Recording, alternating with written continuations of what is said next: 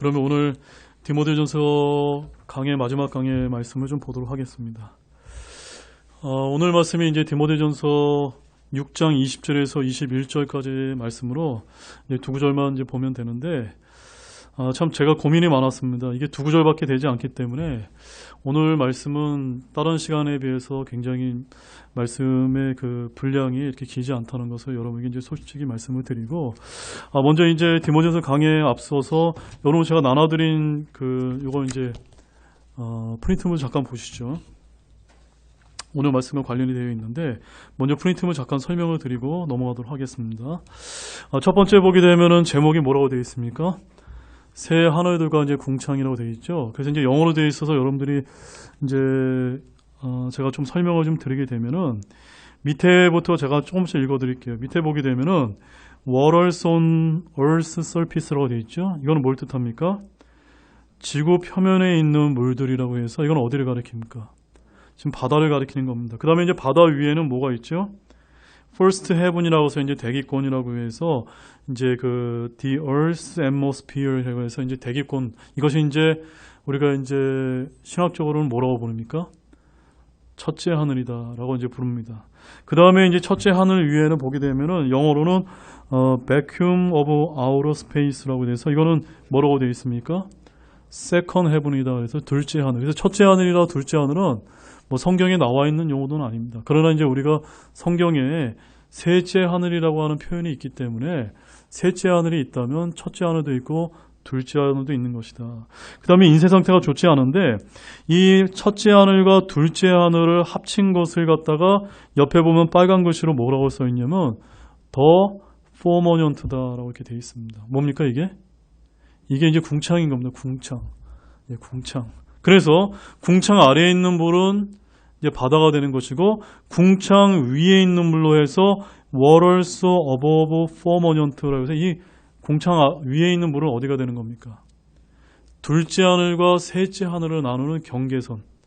그래서 우리가 이제 요한계시록 4장에 가보게 되면 수정과 같은 유리 바다가 이제 펼쳐져 있다라고 이렇게 이제 성경에 이제 기록이 되어 있어서 이렇게 이제 궁창 아래 물과 궁창 위의 물은 이 물리적인 공간이 어마어마하죠.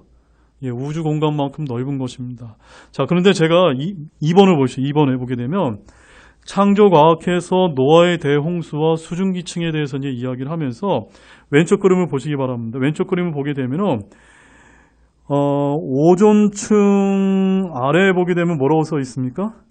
지표면 위에 궁창이라고 되어 있죠. 궁창이 있고 궁창 위에 오존층이 있고 궁창 위에 물들이라고 해서 여기를 뭐라고 이제 우리 창조과학에서 얘기하냐면 여기를 이제 수증기층이다라고 얘기합니다.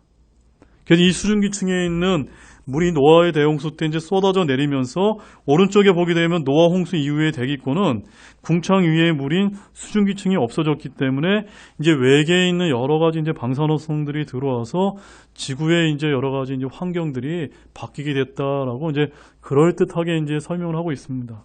자, 그런데 제가 이 첫 번째와 두 번째 그림을 왜 제가 설명해 드린지 아시겠습니까, 여러분? 궁창이 어디입니까? 궁창은 성경에 나와 있는 궁창은 첫째 하늘과 둘째 하늘을 포함하는 엄청난 우주 공간입니다. 네.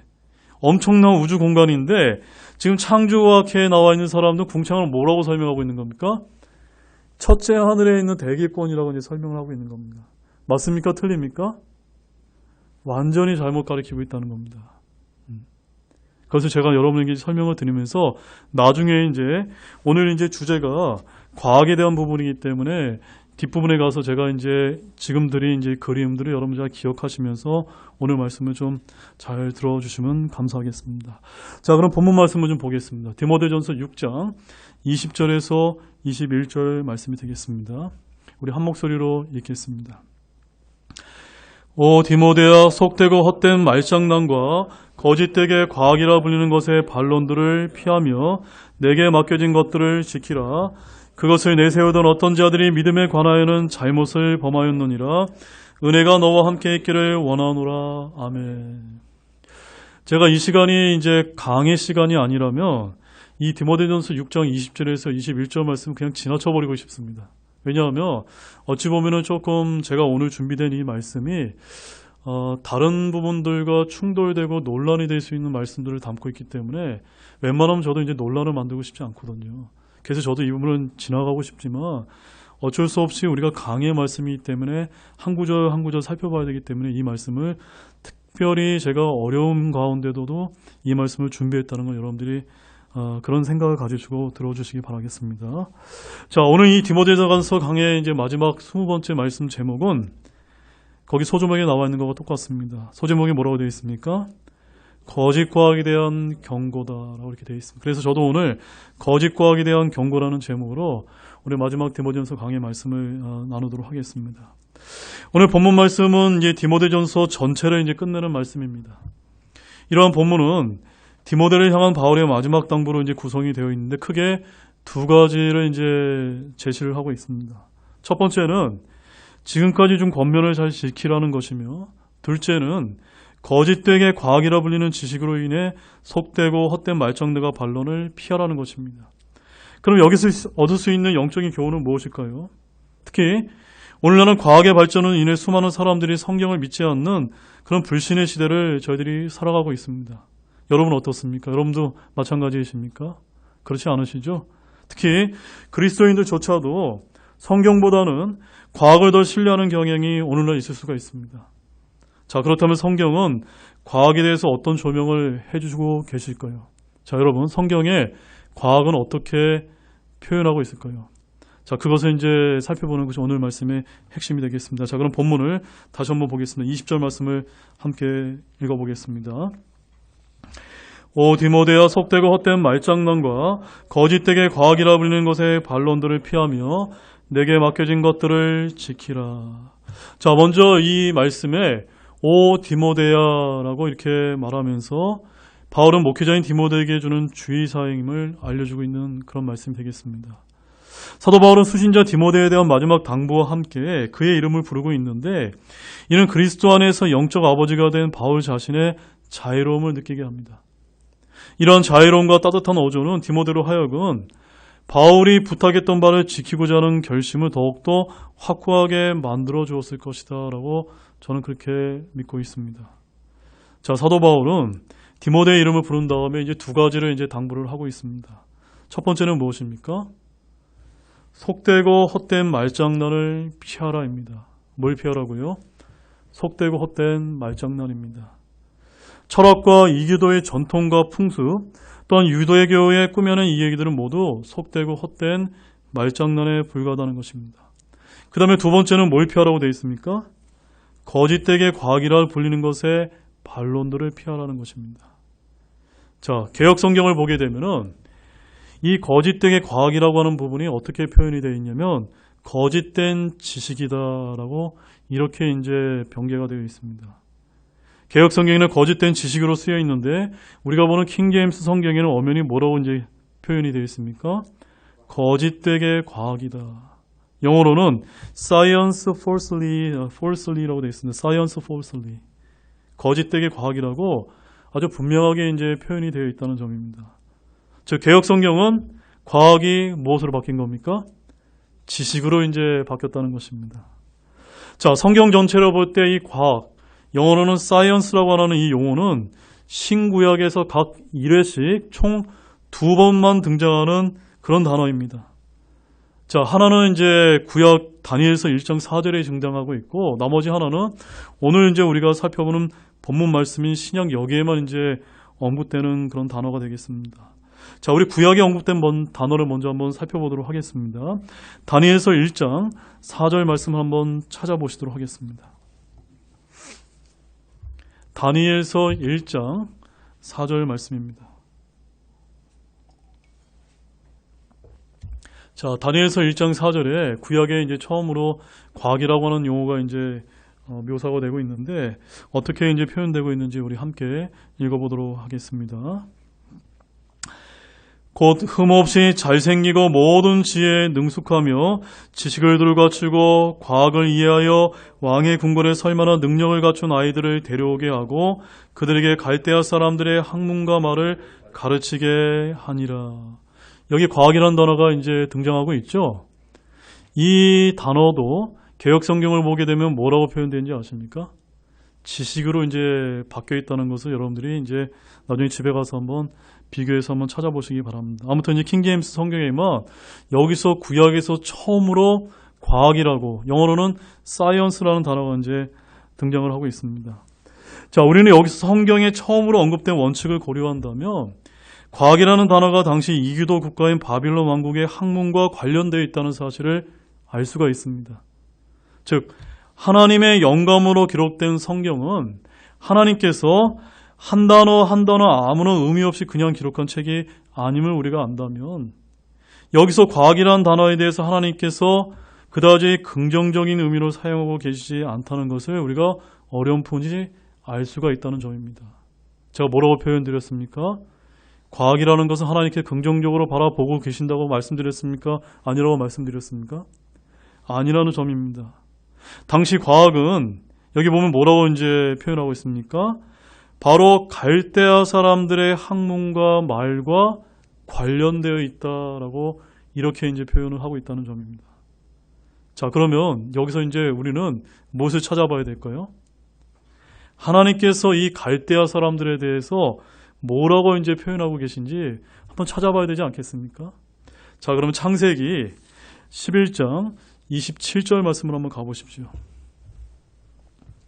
창세기 11장 27절, 28절, 31절 말씀을 이제 연달아서 이제 보도록 하겠습니다. 자, 이 갈대아 사람들이라고 하는 표현이 창세기 11장 27절에 이제 처음으로 이제 묘사가 되고 있는데 어떻게 이제 표현되고 있는지 한번 같이 읽어보겠습니다. 이제 데라의 세대들은 이러하니라. 데라는 아브람과 나홀과 하란을 낳았고 하란은 롯을 낳았는데 28절 하란은 자기가 태어난 땅의 갈대아 사람들의 우르에서 자기 아버지 데라보다 먼저 죽었더라. 자, 여기 이제 갈대아 사람들이라고 하는 표현이 나오죠. 이 갈대아 사람들을 뒤에 뭐라고 이제 표현되어 있습니까? 갈대아 사람들의 우르다라고 표현하고 있습니다. 여러분, 여기가 어디입니까? 여기가 어디죠?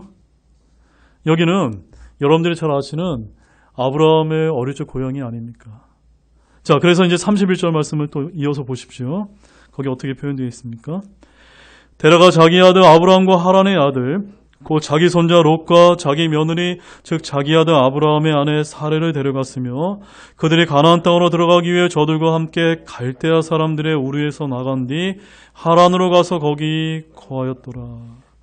갈대아 사람들은 여기 창세기 11장에 처음으로 두 번이 이제 언급되고 있습니다. 갈대아 사람들의 우르는 여러분들이 잘 아시는 곳으로서 아브라함의 어릴 적인 고향인데, 자, 그러면 이제 우리들이 이제 드는 생각은 이 아브라함의 고향 우르는 또한 어떤 곳이었을까요, 여러분? 어떤 곳이었죠? 자, 여호수아기 24장 2절 말씀을 한번 찾아보시기 바랍니다. 여호수아기 24장 2절 말씀입니다. 성경이 굉장히 흥미롭습니다. 이렇게 성경 말씀을 우리가 추적해서 연결시켜 보다 보면은 뭔가 한 가지의 이제 사실들을 우리에게 알려주고 있다는 점입니다. 여호수아기 24장 2절 말씀 같이 보겠습니다. 여호수아가 온 백성에게 이르되 주 이스라엘아 하나님께서 이같이 말씀하시기를 옛날에 너희 조상들 곧 아브라함의 아버지이자 나홀의 아버지인 데라가 강 저쪽에 거하면서 다른 신들을 섬겼으나. 제가 뭘 여러분들에게 이제 말씀드렸는지 여러분 아시겠습니까? 갈대아 사람들의 땅이었던 우르가 바로 아브라함의 아버지인 데라가 강 저편에 거하면서 무엇을 행했다고 기록하고 있습니까? 다른 신을 섬겼다. 무엇입니까? 우상을 섬기는 곳이었다는 것을 알려주는 것입니다. 성경은 아브라함의 아버지 데라가 강 저쪽에 즉 갈대아 사람들 땅 우르에 거했을 때 다른 신을 섬겼다라고 기록해서 알려주고 있는 것입니다. 따라서 우리는 구약 성경의 몇몇 기록들을 추적해 볼 때 과학은 갈대아 사람들의 학문과 관련이 되어 있고 갈대아 사람들은 다른 신들, 즉 우상을 섬기는 이교도였음을 성경이 친히 증거해주고 있는 말씀입니다. 이것이 하나님의 말씀이 전해주고 있는 바라는 사실을 믿으시기 바랍니다. 여러분은 세상에서 배운 지식으로 생각하지 마시고 성경이라고 하는 최종 권위의 말씀으로 판단하시기를 바랍니다. 오늘날에 왜 이렇게 전도하기 어려운 줄 아십니까? 왜 어렵습니까? 많은 사람들이 어렸을 때부터 초등학교 때 교재에서부터 하나님의 말씀이 아닌 세상 철학과 과학인 진화론으로 배워왔기 때문에 점점 더 복음을 전하기가 어려운 것이 현실이지 않습니까? 맞습니까, 여러분? 물론 과학도 선한 역할을 할 수가 있습니다. 오늘날 창조과학이라고 불리는 것을 통해 성경의 수많은 진리를 증명하려는 선한 노력이 있는 것도 분명한 사실입니다. 그러나 근본적으로 이 세상에 믿지 않는 수많은 사람들은 과학이라는 미명하에 하나님께 도전하고 있는 것이 사실이지 않습니까? 예를 들어서 미국의 과학의 본산이라고 불리는 곳이 어디입니까? 나사라는 곳이 있지 않습니까? 그 나사 같은 곳에 왜 수많은 돈을 써가면서 우주선을 우주로 쏘아 올리는 이유가 무엇 때문이라고 여러분 생각되십니까? 성경을 믿기 때문에 쏘아 올리는 것일까요? 진화론을 믿기 때문일까요? 저는 수많은 과학자들이 성경에 나와 있는 창조론이 아니라 진화론을 믿고 있기 때문에 우주선을 쏘아 올린다고 생각하고 있습니다. 혹시 외계에 인간 말고 다른 생명체가 있지는 않은지 이 지구 말고 살 수 있는 물의 흔적들을 찾아 헤매고 있는 것은 아닐까요, 여러분? 여러분 다시 한번 본문을 보시기 바랍니다. 본문에 뭐라고 과학을 표현하고 있습니까? 거짓되게 과학이라고 불리는 것이라고 성경은 말씀하고 있다는 점입니다. 이런 표현은 성경이 하나님께서 과학을 어떠한 관점으로 바라보고 있는지를 잘 보여주고 있는 그런 구절이 아닐 수가 없습니다. 오늘날 사람들은 과학적이다, 과학적으로 증명된다, 과학하면 진리로 이제 통하곤 합니다. 그러나 과학은 영적인 영역에서는 아무것도 증명하지 못한다는 사실을 아시기 바랍니다. 증명하지 못하기 때문에 주로 반론을 하는 것입니다. 그때 그리스도인들은 맞서 싸워야 되는 것이 아니라 어떻게 해야 될까요? 여기 나와 있는 것처럼 반론을 어떻게 해야 되죠? 피하라인 겁니다. 피하라. 예. 여러분 이제 믿지 않는 세상 사람들과 뭐 과학이 어쩌고 저쩌고 성경이 어쩌고 하면서 여러분 논쟁하지 마시기 바랍니다. 피하시기 바랍니다. 과학의 거짓됨은 누가 제일 잘하는지 아십니까? 과학자들이 제일 잘합니다. 왜냐하면 사람들이 만든 이론과 법칙은 수시로 바뀌고 또 다른 과학적 발견으로 논박되기 때문입니다. 과학적인 지식은 자신의 죄 문제, 육신 등은 해결하지 못합니다. 과학이 자신을 행복하게 해주지 못합니다. 디모데는 자신에게 맡겨진 사역과 주의 말씀을 지키면 된다라고 이렇게 바울은 권면하고 있는 것입니다. 우리는 각자 지켜야 할 것들이 있습니다. 그래서 저는 신구약에 각 한 번씩 언급된 과학이라는 용어가 개역 성경에서 모두 무엇으로 바뀌어 있습니까? 지식으로 변개되어 있다는 점을 우리가 주목해야 된다고 믿습니다. 킹제임스 성경은 결코 과학을 긍정적으로 바라보지 않고 있다는 점입니다. 오늘날 창조과학이 성경의 진리를 변증하는 데 선한 역할을 한 것은 분명합니다. 그러나 저는 성경의 과학을 긍정적으로 보지 않는다면 성경 신자의 저와 여러분 역시도 같은 입장을 취해야 된다고 믿습니다. 여러분 동의가 되어 주십니까?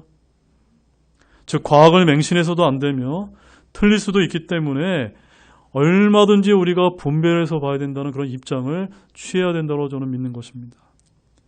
오늘날 창조과학이 많은 훌륭한 기여를 최근에 해온 것은 분명하지만 창조과학자들 역시도 성경을 연구하는 학자가 아니기 때문에 얼마든지 오류가 있을 수 있다는 점입니다. 그들의 주장도 하나의 주장에 불과하기 때문에 저와 여러분들이 결코 맹신해서는 안 됩니다. 예를 들어서 우리 창세기 1장을 한번 가보시기 바랍니다.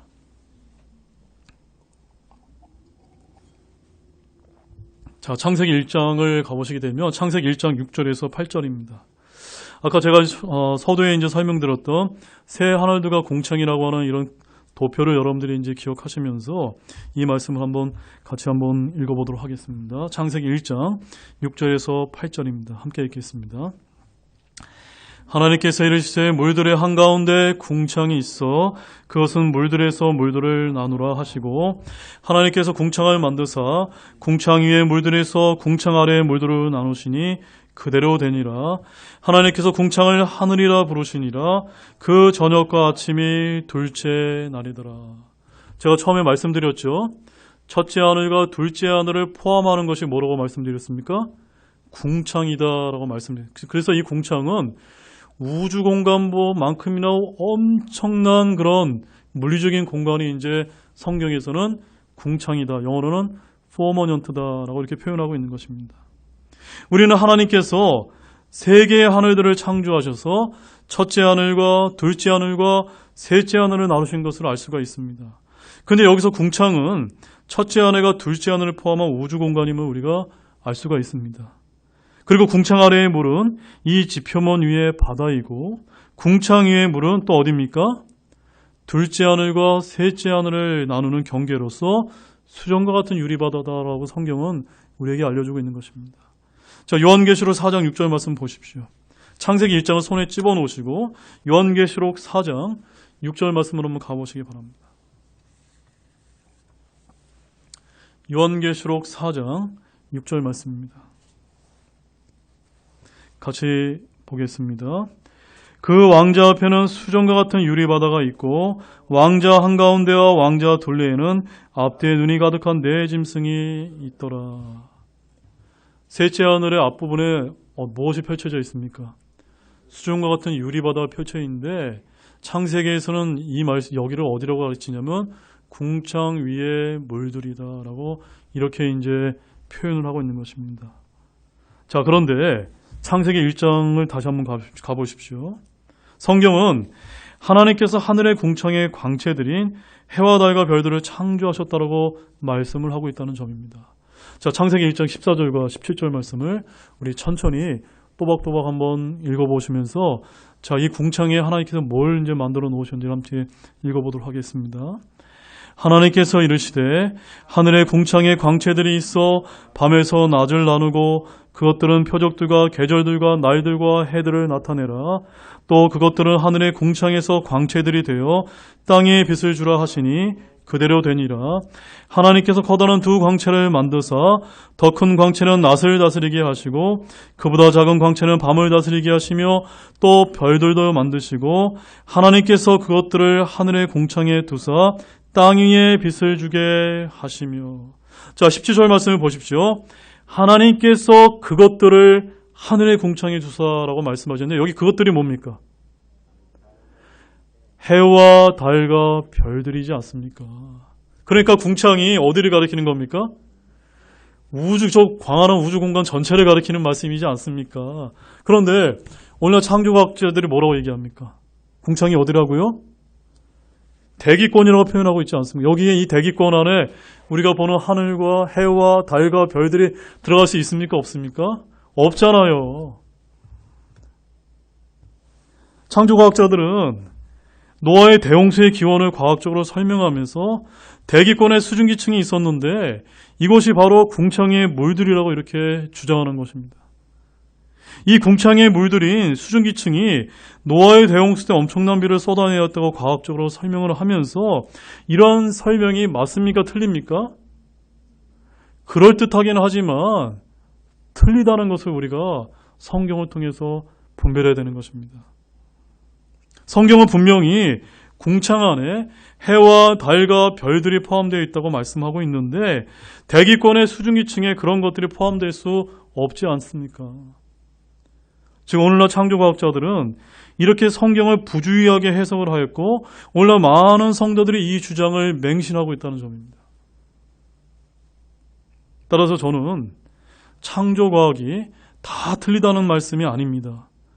결코 맹신해서는 안 되며 성경을 과학적으로 증명하려는 노력은 나쁜 것은 아니지만 결코 긍정적인 것만도 아닐 수 있다는 관점을 성경을 들어서 제가 여러분에게 말씀을 드리는 것입니다. 제가 정말 솔직하게 여러분에게 말씀을 드리는 겁니다. 이렇게 이야기하는 목회자들이 별로 없기 때문에 제가 말씀을 드리는 겁니다. 오늘날 성도들 가운데 창조론을 가르친다고 창조과학으로 설명하는 방식에 대해서 제가 그렇게 선호하지 않는 이유가 바로 여기에 있는 것입니다. 왜냐하면 하나님께서는 과학이라고 하는 이 용어를 긍정적으로 바라보십니까? 아니십니까? 아니기 때문입니다. 올바른 주장은 받아들이되 올바르지 않은 주장이 있다면 우리는 성경을 말씀으로 교정을 해야 되는 것입니다. 자, 또 한 가지 예가 있는데 한 가지는 공룡에 대한 부분입니다. 여러분들 궁금하시죠? 성경에 공룡이 있습니까? 없습니까? 예. 저도 가끔 주일학교 학생들로부터 목사님, 성경에 공룡에 대해서 증명하는 말씀이 있습니까? 라고 전 그런 질문을 많이 받거든요. 그러면 저는 아이들한테 솔직하게 저는 답변합니다. 잘 모르겠다라고 말합니다. 아니, 성경에는 공룡에 대한 부분이 없다라고 저는 그렇게 솔직하게 답변을 합니다. 왜냐하면 성경은 공룡에 대해서 언급한 분이 전혀 없다고 저는 그렇게 성경을 근거로 믿기 때문입니다. 자, 이 부분을 억지로 꿰맞춰서 창조과학자들의 주장처럼 진화론자들이 만들어낸 공룡 가설을 증명할 필요가 저는 없다고 믿는 것입니다. 어떤 목사님들은 욥기서 41장에 언급되는 리오의 야단을 근거로 해서 공룡을 이제 연결시키곤 합니다. 자, 그 말씀 한번 찾아보십시오. 욥기서 41장 1절 말씀입니다. 욥기서 41장 1절 말씀.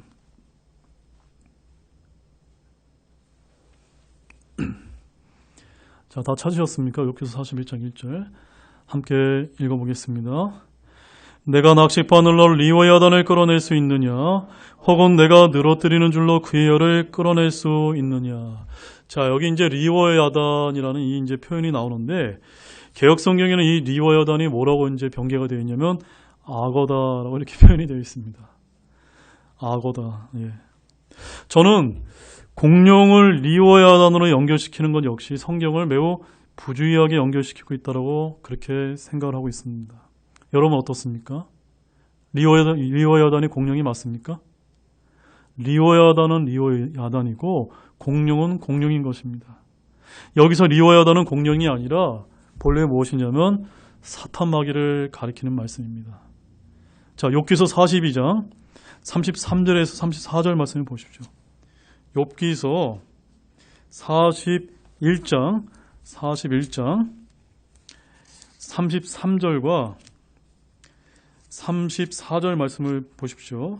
자, 욥기서 41장 1절에서 리와 여단에 대해서 이제 표현을 하신 다음에 쭉 이제 2절부터 쭉 32절까지 리와 여단에서 이제 설명을 한 다음에 하나님께서 33절과 34절에 리와 여단이 뭐라고 아주 분명하게 이제 묘사를 하고 있습니다. 자, 함께 읽어보도록 하겠습니다. 땅에는 그와 비길 것이 없나니 그는 두려움이 없게 만들어졌느니라. 그는 모든 것을 눈여겨보는 자요 모든 교만한 자들을 다스리는 왕이라 하시니라. 여러분, 말씀이 어렵습니까? 어렵지 않죠? 리와 야단이 무엇입니까? 사탄 마귀인 것입니다. 모든 높은 것을 눈여겨보는 자고 모든 교만한 자녀들을 다스리는 왕이 누구밖에 없습니까? 사탄밖에 없는 겁니다. 루시퍼밖에 없는 겁니다. 이 말씀을 가지고 공룡이다라고 이렇게 주장하시는 분들이 있는데 정말로 말씀을 부주의하게 연결시켜도 너무나 부주의하게 연결시키고 있는 것입니다. 아직도 욥기서 41장 1절에 리와 야단이 공룡으로 보이십니까? 사탄으로 보이십니까? 영적인 말씀을 사람들이 만들어낸 과학가설로 입증하려다가 보니 생기는 실수라고 저는 그렇게 믿고 있습니다.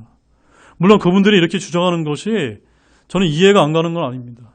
수많은 사람들이 공룡 문제 때문에 성경을 믿지 못하고 있기 때문에 그 공룡과 비슷한 부분을 찾으려다 보니까 뭐 리와 야단이다 또 이제 베헤못이다라고 하는 욥기서에 나와 있는 이런 말씀들을 갖다 연결시키고 있지만 그것은 그렇게 연결시켜야 될 것이 아니라 성경에 없는 것은 우리가 설명할 필요가 없는 것입니다.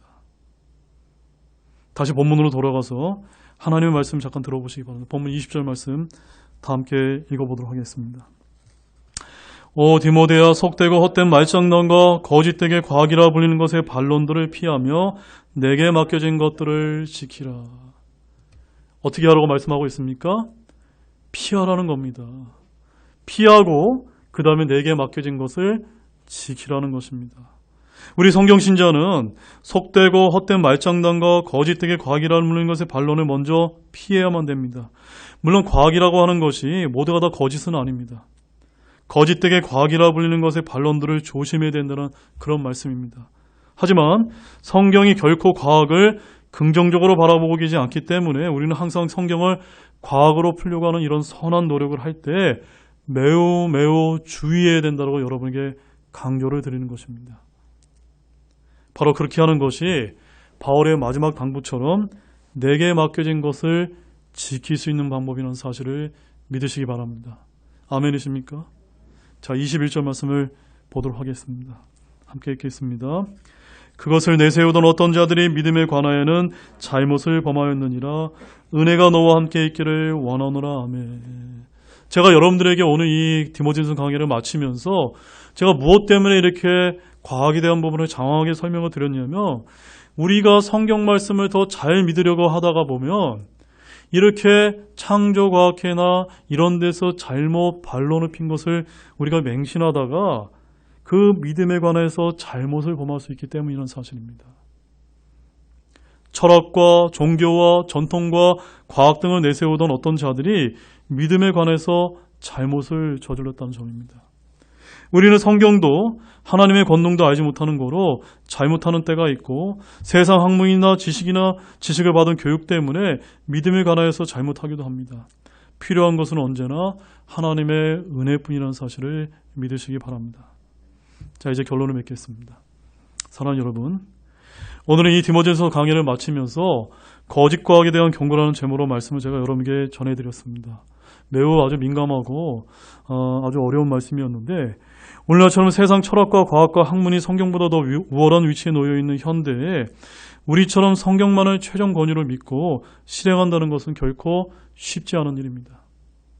그러나 세상 철학과 과학이 하나님의 말씀과 상충될 때 우리는 하나님의 말씀을 먼저 붙들어야 될 줄로 믿으시기 바랍니다. 거기에 하나님의 지혜가 있기 때문입니다. 그렇게 할 때 저와 여러분 모두가 하나님 앞에 섰을 때 믿음에 관하여 잘못을 범하지 않을 수 있다는 사실을 아시기 바랍니다. 점점점 더 악해져가는 이 현 세상으로부터 여러분 스스로를 지키기 위해서 오직 하나님의 은혜만을 간구하시는 저와 여러분 모두가 되시기를 우리 예수 그리스도의 이름으로 축원드립니다. 기도 마치겠습니다. 하나님 아버지, 정말로 감사를 드립니다. 우리도 이렇게 귀한 시간을 통해서 거짓 과학에 대한 경고라는 말씀을 통해서 이 디모데전서 말씀을 저희들이 강의를 마치게 하신 것 정말로 감사를 드립니다. 하나님 아버지, 저희가 정말로 잘나서 또 저희가 교만해서 오늘 이 말씀을 다룬 것이 아닙니다. 저희가 부족하기 때문에 하나님의 말씀을 조심스럽게 다루고 정말 하나님의 말씀을 부주의하게 다루지 않음으로 말미암아 잘못을 범하지 않기 위해서입니다. 비록 저희들이 부족하지만 하나님께서 저희들에게 지혜를 열어주셔서 늘 겸손한 마음으로 하나님의 말씀을 있는 그대로 믿고 또 순종하고 실행할 수 있는 우리 성경신자들이 될 수 있도록 이끌어 주시기를 원합니다. 비록 저희 교회가 크지도 않고 적은 숫자이지만 정말 주님이 보시기에 한 점 부끄러움이 없는 그런 성경신자들이 될 수 있도록 이끌어 주시기를 간절히 원합니다. 오늘 귀한 진리의 말씀을 깨닫게 하신 것 정말 감사를 드리며 이 모든 말씀을 예수님의 이름으로 간절히 기도드렸습니다. 아멘.